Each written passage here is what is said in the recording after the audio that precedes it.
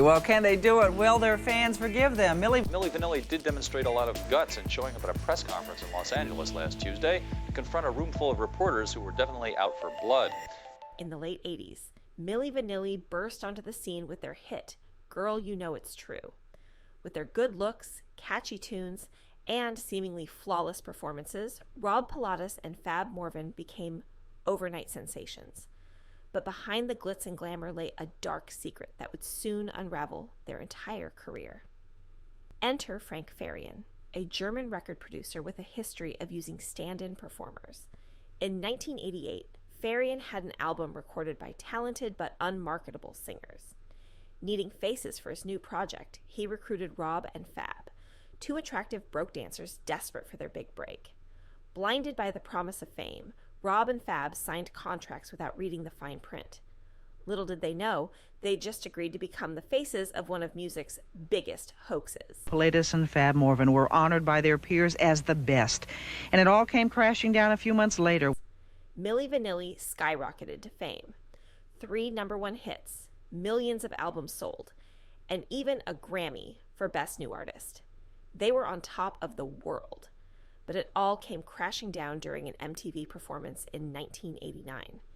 The backing track glitched, repeating, Girl, You Know It's True, over and over.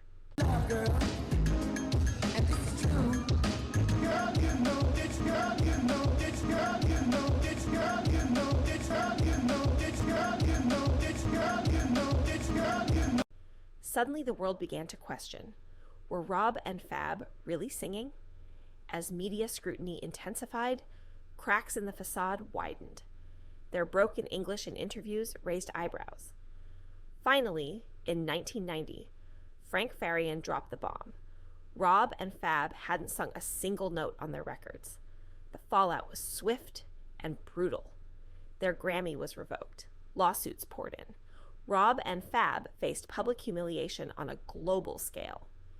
Desperate to prove themselves, they attempted a comeback with their real voices, but the damage was done.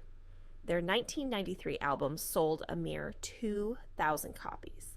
The scandal took a heavy toll, especially on Rob. He spiraled into substance abuse and legal troubles. Tragically, on April 2nd, 1998, Rob died from an accidental overdose. He was just 33 years old. Fab managed to get sober and survive the ordeal, but the scars of their experience remain. The Milli Vanilli scandal wasn't just about 2 guys lip-syncing. It exposed the dark underbelly of the music industry, the exploitation of young artists, the prioritization of image over talent, and the length some will go to manufacture a hit. It leaves us with uncomfortable questions. How much of what we see in the music industry is real? And at what cost does our obsession with perfection come?